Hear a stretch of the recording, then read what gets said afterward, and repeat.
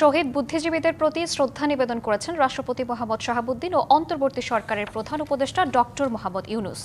স্মরণ করেছেন এদেশের স্বাধীনতা ও মুক্তি সংগ্রামের ইতিহাসের দুঃসহ যন্ত্রণার এই দিনটিকে। 1971-এর বিজয়ের উষালগ্নে দেশের শ্রেষ্ঠ সন্তান বুদ্ধিজীবীদের হত্যা করে পাকিস্তান হানাদার বাহিনী, সহযোগী আল বদর, আল শামস বাহিনী।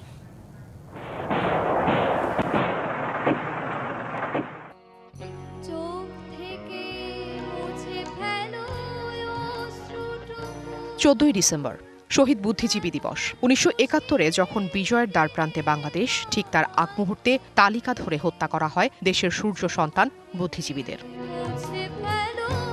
তাদের প্রতি শ্রদ্ধা জানাতে রবিবার সকাল 7টার কিছু পরে মিরপুর বুদ্ধিজীবী স্মৃতিসৌধে এসে পৌঁছান রাষ্ট্রপতি মোহাম্মদ শাহাবুদ্দিন। তাকে স্বাগত জানান 3 বাহিনীর প্রধানগণ।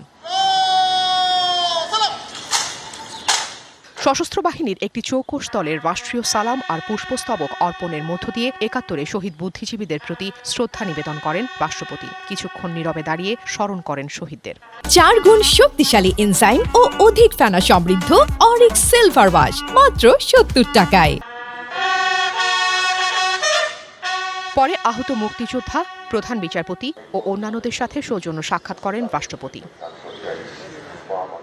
সকাল 7টা 20 পুষ্পস্তবক অর্পণের মধ্য দিয়ে শহীদদের প্রতি শ্রদ্ধা নিবেদন করেন প্রধান উপদেষ্টা ডক্টর মোহাম্মদ ইউনূস।